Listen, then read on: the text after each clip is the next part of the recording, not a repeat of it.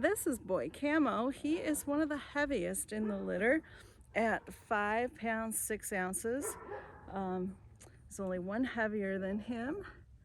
He is again on the lighter end of our spectrum.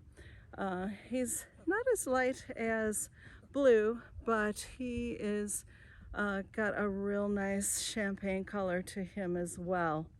One of the interesting things about this litter is that we would have expected 25% of the litter, or 2 out of 8, which is exactly what we got, to have the brown points, which means he's got a brown nose, and even the little pads on his feet will be brown, where the rest are black. So this is one of our guys with a little brown nose, who is very cute.